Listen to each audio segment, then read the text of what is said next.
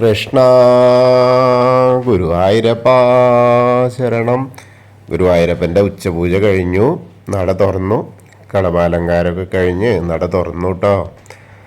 അപ്പോൾ എല്ലാവരും വരൂ, നമുക്ക് ഗുരുവായൂരപ്പൻ്റെ ആ ചതുർബാഹുവായ വിഗ്രഹത്തിൽ ഇന്ന് ഏത് രൂപത്തിലാണ് കളഭം കൊണ്ട് അലങ്കരിക്കപ്പെട്ടിരിക്കുന്നത്, നമ്മളെ ഭക്തരെ നോക്കിയിരിക്കുന്നത് ഏത് രൂപത്തിലാണ് എന്ന് നോക്കാൻ നമുക്ക് പോവാം.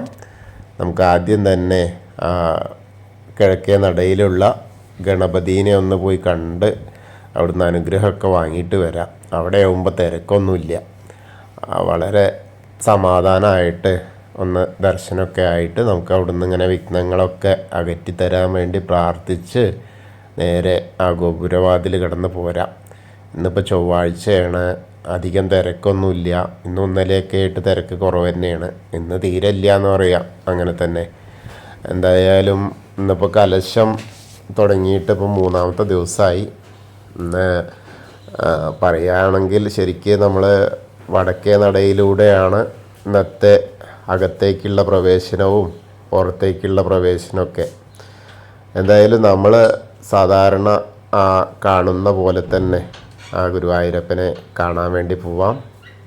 നമ്മുടെ ഗോപുരവാതിൽ കടന്ന് അകത്തേക്ക് ഇങ്ങനെ ആ വാതിലിൻ്റെ പടി കയറുകയാണ്. അങ്ങനെ കയറുമ്പോൾ ഇടതുവശത്തേക്കൊന്ന് നോക്കിയിട്ട് ആ മേൽപ്പത്തൂരിനെ ഒന്ന് സ്മരിക്കാം. അതുപോലെ ആ വലതുവശത്തെ തൂണും ഒന്ന് നോക്കി കണ്ട് തൊഴാം. അങ്ങനെ നമ്മളിങ്ങനെ അകത്തേക്ക് നോക്കുമ്പോൾ ശ്രീലകത്തെ ആ നെയ്വിളക്കിൻ്റെ പ്രഭ അങ്ങനെ നമ്മളിലേക്ക് എത്തുകയാണ്. ആ ആത്മീയ ചൈതന്യം നമ്മിലേക്ക് എത്തുകയാണ്. അപ്പോൾ നമ്മളങ്ങനെ തൊഴുവാൻ നോക്കുന്നു. അങ്ങനെ ശ്രദ്ധിച്ച് നോക്കുമ്പോൾ ആ ഗുരുവായൂരപ്പൻ്റെ ആ ഉണ്ണിക്കണ്ണൻ്റെ കാൽവളകൾ കാണുന്നു, കാൽപാദങ്ങൾ കാണുന്നു. അങ്ങനെ നോക്കി വരുമ്പോൾ മുകളിലേക്ക് ഇങ്ങനെ നോക്കി വരുമ്പോൾ വട്ടുകോണൊക്കെ കൊടുത്ത ആ അരമണി കിങ്ങിണിയൊക്കെ ചാർത്തിയ പൊന്നുണ്ണിയെ ഇങ്ങനെ കാണുകയാണ്.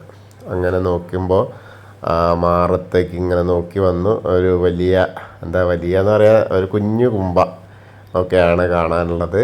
അങ്ങനെ കണ്ട് തൊഴുത് ഇങ്ങനെ വരുമ്പോൾ മുകളിലേക്ക് നോക്കി വരുമ്പോൾ മാറത്ത് കഴുത്തിൽ നല്ലൊരു മാങ്ങാമാല ഉണ്ട്, ഒരു വളയം പോലത്തെ മാല ഉണ്ട്, അതേപോലെ ഒരു നെക്ലസ് പോലത്തെ ഒരു മാലയുണ്ട്. അതിൻ്റെ ഇടയ്ക്ക് ഒരു സ്വർണ്ണ ഗോപി വെച്ചിട്ടുണ്ട്.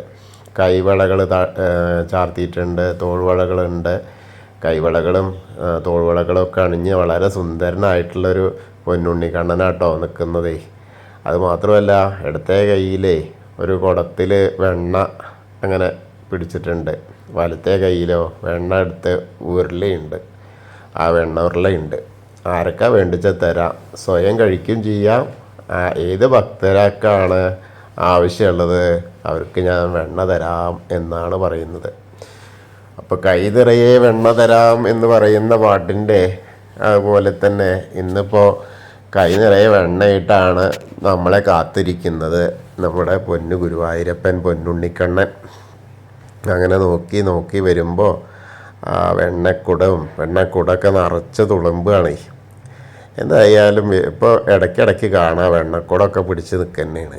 എവിടുന്നോ എടുത്ത് കൊണ്ടുവരികയാണ്. എനിക്ക് തോന്നുന്നത് ആ യശോദാമ്മ കാണാതെ ആ ഉറിയിൽ നിന്ന് എടുത്ത് പോരുകയാണെന്നാണ് തോന്നുന്നത്.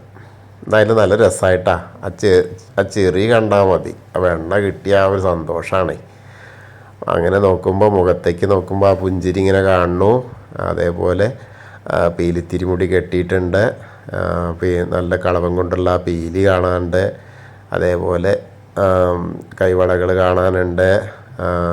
പിന്നെ തിരുമുടി മാല ചാർത്തിയിട്ടുണ്ട്. 2 തിരുമുടി മാലയാണ്. വെളുത്ത പൂവും താമരപ്പൂവായിട്ടൊന്നും, തെച്ചിപ്പൂവും തുളസിപ്പൂവായിട്ടൊന്നും, അങ്ങനെ 2 എണ്ണം. അതേപോലെ ഉണ്ടമാലകൾ, വലിയ ഉണ്ടമാലകൾ 2 എണ്ണം ഉണ്ട്. ആ ഉണ്ടമാല എന്ന് വെച്ചാൽ വെളുത്ത പൂവിനപ്പോൾ പ്രസക്തി കൂടുതലുണ്ട്. അതേമാതിരി തെച്ചിപ്പൂവുണ്ട്. പിന്നെ താമരയും തുളസിയും കൂടി ഒന്നുള്ളൂ. അങ്ങനെ 2 ഉണ്ടമാലകളും 2 തിരുമുടി മാലകളും ഉണ്ട്. അതേപോലെ വിധാനമായിട്ട് 3-4 തുളസിമാലയുണ്ട്, ഒരു താമരമാലയും ചാർത്തിയിട്ടുണ്ട്. നല്ല രസമായിട്ടുള്ളൊരു കാഴ്ച കേട്ടോ. ഇപ്പം ഇന്ന് നേരത്തെ പറഞ്ഞ പോലെ ഉത്സവത്തിൻ്റെ ആരംഭമായി തുടങ്ങിയല്ലോ. അപ്പോൾ കലശമൊക്കെ നടക്കാവുകൊണ്ട് നല്ല പ്രസാദത്തിലാണ് ഭഗവാൻ. കാരണം ഏത് നേരവും പൂജയും ജപമായിട്ട് ഇങ്ങനെ മന്ത്രധ്വനി തന്നെയാണല്ലോ ശ്രീലകത്ത്. അപ്പോൾ അതിങ്ങനെ അനുഭവിക്കുമ്പോൾ ഗുരുവായൂരപ്പന് എന്തൊരു സന്തോഷമാണെന്നറിയോ. പൊന്നുണ്ണിക്കണ്ണന് വളരെ സന്തോഷമാണ്. കാരണം ഉത്സവം വരികയാണ്, എല്ലാ ഭക്തരെയും പോയി കാണാൻ എല്ലാ ഭക്തരും എൻ്റെ അടുത്തേക്ക് എത്തും എന്നുള്ള ആ ഒരു സന്തോഷമാണ്. എല്ലാവർക്കും ആ പ്രസാദൂട്ട് കൊടുക്കാം, ആ പുഴുക്കും കഞ്ഞിയൊക്കെ കൊടുക്കാം, എല്ലാവരുടെയും വയറ് നിറയ്ക്കാം എന്നൊക്കെയാണ് ആ അദ്ദേഹത്തിൻ്റെ ചിന്തയും. അപ്പോൾ അത് നല്ല രസമായിട്ടുള്ള ആ ഒരു ഇതിലാണ്. ഇപ്പോൾ ഏത് സമയത്തും മുഖത്ത് പുഞ്ചിരിയാണ്. ആ ഭഗവാന്റെ അനുഗ്രഹം ഇങ്ങനെ കിട്ടുക എന്ന് പറഞ്ഞാൽ എന്താ രസം. ഞാൻ പറഞ്ഞില്ലേ, വടക്കേ നടയിലൂടെയാണ് ഇപ്പോൾ ഈ ഉത്സവ നാളുകളിലൊക്കെ വരിക, കലശം നടക്കുന്നത് കാരണേ. അപ്പോൾ എന്തായാലും നമ്മളിപ്പോൾ സോപാനപ്പടിയിലാണ്. സോപാനപ്പടിയിൽ വന്നിട്ട് ഗുരുവായൂരപ്പൻ്റെ ആ ചതുർബാഹുവായ വിഗ്രഹത്തിലേക്ക് ഇങ്ങനെ നോക്കുകയാണ്. ശ്രീലകത്തേക്ക് ഇങ്ങനെ നോക്കിയിട്ട് ആ വെണ്ണക്കണ്ണനെ കണ്ടു തൊഴുകയാണ്. ഉണ്ണിക്കണ്ണൻ വളരെ നന്നായിട്ട് എല്ലാവരും തൊഴുതോളൂ. ഇന്ന് തന്ത്രി തന്നെയാണ് ഉച്ചപൂജയൊക്കെ ഉണ്ടായിരുന്നത്, മേൽശാന്തിയാണ്. അപ്പോൾ എല്ലാവരും കണ്ട് തൊഴുക, പ്രാർത്ഥിക്കുക. അത് കഴിഞ്ഞാൽ നമ്മളിങ്ങനെ താഴത്തേക്ക് ഇറങ്ങുകയാണ്. സോപാനപ്പടിയിൽ നിന്ന് താഴത്തേക്ക് ഇറങ്ങിയിട്ട് നമ്മളിങ്ങനെ വരുമ്പോൾ ആ തിടപ്പള്ളിയിലേക്ക് നോക്കുകയാണ്. ഏറ്റവും പ്രാധാന്യം അർഹിക്കുന്ന തിടപ്പള്ളി. രാവിലത്തെ ഗണപതി ഹോമം, അതുപോലെ ഭഗവാന് നേദ്യം തയ്യാറാക്കുന്ന തിടപ്പള്ളി നോക്കിയിട്ടൊന്ന് തൊഴുതു. അതുപോലെ ബലി തൂവുന്ന അഗ്നികോണിൽ ഒന്ന് നോക്കി പ്രാർത്ഥിക്കുക. അതിനുശേഷം ആ സപ്തമാതാക്കളെയൊക്കെ ഒന്ന് കണ്ടു തൊഴുതു. അങ്ങനെ വരുമ്പോൾ വിഘ്നേശ്വരൻ്റെ അടുത്തെത്തി. വിഘ്നേശ്വരൻ്റെ അടുത്തെത്തിയിട്ട് നോക്കുമ്പോഴോ അവിടെ അതാ ചന്ദന ചർച്ചിതമായിട്ടുള്ള ആ രൂപത്തോടു കൂടിയ ആ കൊമ്പും തുമ്പി കൈയൊക്കെ ഇങ്ങനെ ചന്ദനം കൊണ്ട് ചാർത്തിയിട്ട് അതിൻ്റെ മുകളിൽ പൊട്ടൊക്കെ ഇങ്ങനെ വെച്ചിട്ട്, അതായത് സ്വർണത്തിൻ്റെ പൊട്ടൊക്കെ വെച്ചിട്ട് ഇങ്ങനെ നല്ല രസമായിട്ടുള്ള അലങ്കാരം. എല്ലാവർക്കും സന്തോഷമാണ്. ആ ഉത്സവം വരുമ്പോൾ എന്താ വെച്ചാൽ എല്ലാവരും കാണാലോ എന്നാണ്. ഭഗവാന്മാർക്ക് കാണിച്ചാലും എന്നാലും നമ്മൾ കാണുമ്പോൾ അങ്ങനെയല്ലേ പറയുമ്പോൾ എല്ലാ ഭക്തരും വീട്ടിലേക്ക് വരുന്ന പോലെ, അതായത് എല്ലാ കുടുംബക്കാരും വീട്ടിലേക്ക് വരുന്ന പോലെയാണ് എന്താ പറയുക ഭഗവാനൊക്കെ. നമ്മളെല്ലാവരും കാണാൻ ചെല്ലല്ലേ. എന്നും എൻ്റെ വീട്ടിലേക്ക് വരണേ എന്ന് പറയണ പോലെ നമ്മുടെ ഒരു വയസ്സായ ആളുകളോ അല്ലെങ്കിൽ ഉണ്ണിക്കണ്ണനൊക്കെ ആണെങ്കിലും അവരൊക്കെ എല്ലാ ഭക്തരും കൂടെ ഉണ്ടാവണം എന്നാണ് ആ ഒരു ഇതേ. നമ്മൾ ഭഗവാനെ കൂടെ ഉണ്ടാവണം എന്ന് വിചാരിക്കുന്ന പോലെ അവർക്കും നമ്മളെ കാണണം എന്നുള്ള ആ ഒരു താല്പര്യം ഉണ്ടാവുകയെ. അപ്പോൾ അങ്ങനെ ആ സന്തോഷത്തിലാണ് ഭക്തരിങ്ങനെ കൂടി വരുമ്പോൾ ഭഗവാനെ ഏറ്റവും ഇഷ്ടമാണല്ലോ, അതാണ്. അപ്പോൾ അങ്ങനെ അവിടെ നമ്മൾ തൊഴുതു. വിഘ്നേശ്വരൻ്റെ അടുത്ത് വന്നു, ഏത്തൊക്കെ ഇട്ടു. ഏകദന്തം മഹാകായം തപ്തകാഞ്ചന സന്നിഭം ലംബോദരം വിശാലാക്ഷം വന്ദേഹം ഗണനായകം. അങ്ങനെ സരസ്വതി ദേവിയുടെ അടുത്തേക്ക് തിരിഞ്ഞു നോക്കിയിട്ട് ആ ഫോട്ടോ നോക്കി തൊഴുക. സരസ്വതി ദേവീനെ കാണുക.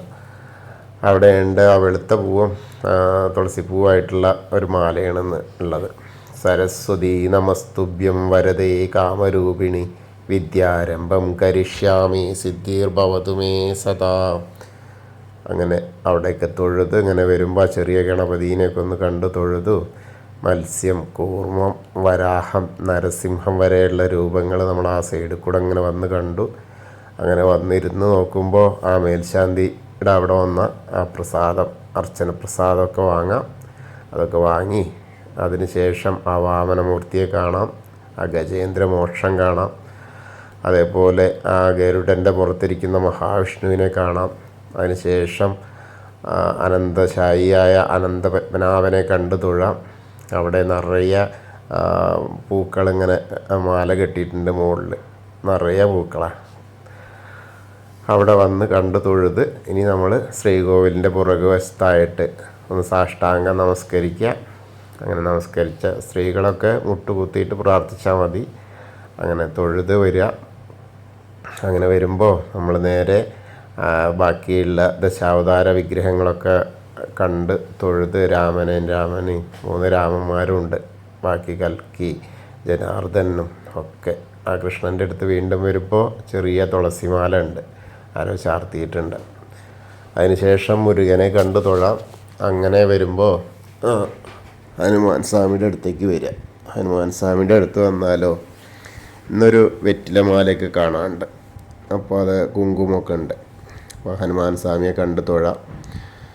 ത്വമസ്മിൻ കാര്യ നിര്യാഗേ പ്രമാണം ഹരിസത്തമ ഹനുമാൻ യജ്ഞമാസ്തായ ദുഃഖക്ഷയകരോ ഭവ മനോജവം മാരുതതുല്യവേഗം ജിതേന്ദ്രിയം ബുദ്ധിമതാം വരിഷ്ടം വാദാത്മജം വാനരയൂതമുഖ്യം ശ്രീരാമദൂതം ശിരസാ നമാമി. ബുദ്ധിർബലം യശോധൈര്യം നിർഭയത്വം അരോഗത അജാഡ്യം വാക്പടുത്തം ഹനുമത്സ്മരണാത് ഭവേത്. ഓം നമോ ഭഗവതേ ആഞ്ജനേയായ മഹാബലായ സ്വാഹ. അങ്ങനെ ആ ഹനുമാൻ സ്വാമീനെ പ്രാർത്ഥിച്ചു. അതിനുശേഷം നമ്മൾ നേരെ ഓവിൻ്റെ അവിടേക്ക് വരികയാണ്. ഓവിൻ്റെ അവിടെ നിന്ന് പ്രാർത്ഥിച്ചു. ഇനി നമ്മൾ താമരക്കണ്ണനെ കാണണ്ടേ. അപ്പോൾ ഓവിൻ്റെ അവിടെ നിന്ന് വീണ്ടും പടിഞ്ഞാട്ട് ഇങ്ങോട്ട് വന്ന് ആ മൂലയിൽ വന്ന് നോക്കിയാൽ നമ്മുടെ താമരക്കണ്ണൻ കൽപ്പക വൃക്ഷത്തിൻ്റെ ചുവട്ടിലിരിക്കുന്ന താമരക്കണ്ണനെ കണ്ടു തൊഴുതു. അങ്ങനെ നമ്മൾ വീണ്ടും വടക്കേ, അതായത് നമ്മുടെ മണിക്കിണറിനെ ഒന്ന് നോക്കാം. അതേപോലെ ആ നൃത്താറയിലേക്ക് നോക്കിയിട്ട് ഒന്ന് തൊഴാം. നൃത്താറയിലേക്ക് നോക്കിയിട്ട് നമ്മളിങ്ങനെ മനസ്സിൽ ആ പൊന്നുണ്ണിക്കണ്ണൻ നൃത്തം ചെയ്യുന്നത് ഏത് തരത്തിലാണോ നൃത്തം ചെയ്യുന്നത് എന്ന് നമ്മുടെ മനസ്സിൽ ചിന്തിക്കുന്ന പോലത്തെ ആ ഭാവത്തിൽ ആ പൊന്നുണ്ണീനെ നമ്മളിങ്ങനെ ഈ കേൾക്കുന്ന സമയത്ത് ഇങ്ങനെ ഒന്ന് ഇങ്ങനെ ചിന്തിച്ച് നോക്കൂ. ആ മയിൽപ്പീലിയൊക്കെ തലയിൽ ഇങ്ങനെ ചൂടിയിട്ട് നൃത്തം ചെയ്യുന്ന ആ പൊന്നുണ്ണീനെ ഒന്നിങ്ങനെ മനസ്സിൽ സ്മരിച്ചു നോക്കൂ. ആ രൂപത്തിൽ നമ്മുടെ മനസ്സിൽ വരും. അപ്പോൾ അങ്ങനെ അവിടെ വന്ന് അതൊക്കെ കണ്ട് തൊഴുതു. വീണ്ടും ആ കുറൂരമ്മയുടെ അടുത്ത് വന്നു. നാരദരെയൊക്കെ കണ്ടു. ആ കൃഷ്ണ പ്രതിമയൊക്കെ കണ്ട് തൊഴുതു. ഇനി വടക്കേ നടയിലൂടെ തന്നെ പുറത്ത് വന്ന് അങ്ങനെ വരുമ്പോൾ പ്രസാദ കൗണ്ടറിൻ്റെ അവിടെ നിന്ന് ചന്ദനവും തീർത്ഥമൊക്കെ വാങ്ങാം. അതൊക്കെ വാങ്ങി നേരെ നമ്മൾ എടത്തരികത്തുകാവിലെ ഭഗവതീനെ കാണാൻ പോവാം. അങ്ങനെ ഭഗവതിയുടെ അടുത്ത് വരുമ്പോൾ ഭഗവതിയും വളരെ സന്തോഷത്തിലാണ്. ഉത്സവം വരല്ലേ, അപ്പോൾ എല്ലാ ഉത്സവം വരുമ്പോൾ എല്ലാവർക്കും നല്ല സന്തോഷമാണ്. അങ്ങനെ ഭഗവതിയെ അതേമാതിരി ചുവന്ന പൊട്ടൊക്കെ കൊടുത്ത് നല്ല രസമായിട്ടാണ്. സർവമംഗളമാംഗല്യേ ശിവേ സർവാർത്ഥസാധികേ ശരണ്യേ ത്രയംബകേ ഗൗരി നാരായണി നമോസ്തുതേ. അങ്ങനെ ഭഗവതീനെ കണ്ടു തൊഴുതു. നമ്മുടെ പ്രസാദമൊക്കെ വാങ്ങി അവിടുന്ന് ഇങ്ങനെ വരുമ്പോൾ ആ കോർണറിലെത്തിയ ഒന്ന് തിരിഞ്ഞു നോക്കിയാൽ നമ്മുടെ മമ്മിയൂരപ്പനെ കാണാം. അവിടെ നിന്ന് മമ്മിയൂരപ്പനെ സ്മരിക്കുക. നമശിവായ നമശിവായ നമശിവായ എന്നുള്ള പഞ്ചാക്ഷരി മന്ത്രം ജപിക്കുക. മമ്മിയൂരപ്പനെ മനസ്സാ സ്മരിക്കുക. അപ്പോൾ മമ്മിയൂർ പോയ അനുഭവമായി. അതിനുശേഷം നമ്മൾ ആ കൊടിമരത്തിൻ്റെ അവിടേക്ക് ഇങ്ങനെ നോക്കി വരികയാണ്. അങ്ങനെ വരുമ്പോൾ രൂപത്തിൻ്റെ അവിടെയൊക്കെ കുറേശ്ശെ ആളുകളുണ്ട്. മഞ്ചാടി അതിലൊക്കെ കുട്ടികൾ മാത്രമല്ല വലിയ ആളുകളും ഒക്കെ വാരി കളിക്കുന്നുണ്ട്. അപ്പോൾ അത് ഒരു രസമല്ലേ, അങ്ങനെ കാണാൻ നല്ല രസമായിട്ടിങ്ങനെ. അതിനുശേഷം നമ്മൾ ആ കൊടിമരത്തിൻ്റെ അവിടെ വന്ന് നോക്കിയാൽ ശ്രീലകത്തേക്ക് ഇപ്പോൾ എന്താണെന്നറിയോ, കൊടിമരത്തിൻ്റെ അവിടെ നിന്നൊക്കെ വളരെ സുഖമായിട്ട് കാണാൻ കഴിയും. അതെന്താണെന്ന് വെച്ചാൽ ആ കിഴക്കേ നടയിൽ കൂടെ ഉള്ള വഴിയിൽ ആളുകളുണ്ടാവില്ലല്ലോ. കലശം കാരണം അവിടെയൊക്കെ ആൾ ഒഴിവായത് കാരണം ഇപ്പോൾ ഭക്തർക്ക് കൊടിമരത്തിൻ്റെ അവിടെ അതേപോലെ ദീപസ്തംഭത്തിൻ്റെ അവിടെ കൂടി നിന്നാൽ പോലും വളരെ ക്ലിയറായിട്ട് ഭഗവാന്റെ തിരുരൂപം കാണാൻ കഴിയും. വടക്കേ നടയിൽ കൂടെ വരുമ്പോൾ ആ സോപാനപ്പടിയിലുള്ള തിരക്ക് മാത്രമേ ഉള്ളൂ. അല്ലെങ്കിൽ ഇവിടെ വലിയ വലിയ ആൾക്കാരും ചെറിയ ആൾക്കാരും ഇങ്ങനെ വന്ന് നിൽക്കുമ്പോൾ അവർക്ക് കാണാൻ പറ്റില്ല. ഇപ്പോൾ ഒക്കെ കാണാം കേട്ടോ. അപ്പോൾ നമ്മളവിടെ വന്ന് ഒന്നുകൂടി കണ്ടു തൊഴുതു, ഒന്ന് നമസ്കരിച്ചു. അതിനുശേഷം ആ കൂത്തമ്പലത്തിലേക്ക് എത്തി. അവിടെ നിന്ന് ഒന്ന് നോക്കി പ്രണമിച്ചു.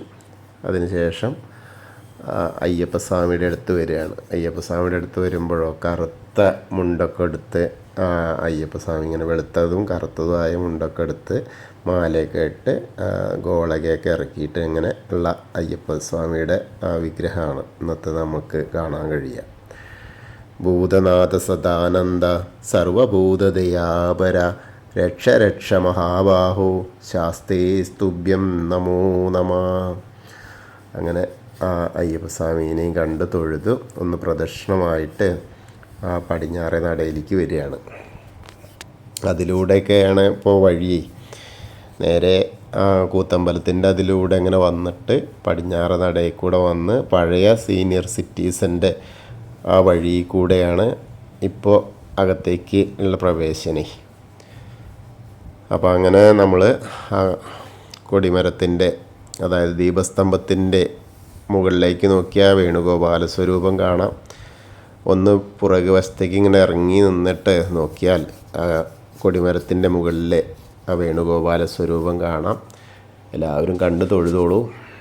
അങ്ങനെ നമ്മൾ ഇന്നത്തെ ഗുരുവായൂരപ്പൻ്റെ കളഭാലങ്കാരവും ഉച്ചപൂജയൊക്കെ കണ്ടു തൊഴുതു.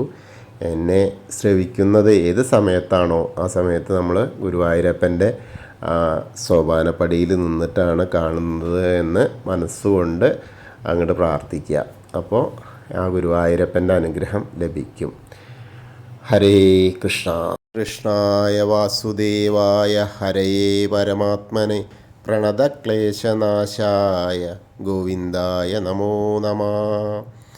ഹരേ കൃഷ്ണ. ഗുരുവായൂരപ്പാ ശരണം. എല്ലാവർക്കും ഉത്സവമൊക്കെ കാണാനുള്ള അനുഗ്രഹം ഗുരുവായൂരപ്പൻ തരട്ടെ. എന്തായാലും വന്നാലും വന്നില്ലെങ്കിലും നമ്മൾ ഈ ഉച്ചപൂജയും ഇതൊക്കെ വരുമ്പോൾ അതിലൂടെയെങ്കിലും നിങ്ങൾക്കെല്ലാവർക്കും, വരാത്തവർക്കെല്ലാവർക്കും ആ ഗുരുവായൂരപ്പൻ്റെ സന്നിധിയിലെത്തിയ പ്രതീതി ഉണ്ടാവട്ടെ. അതിനുവേണ്ടി ഗുരുവായൂരപ്പൻ അനുഗ്രഹിക്കട്ടെ. ഹരേ കൃഷ്ണ.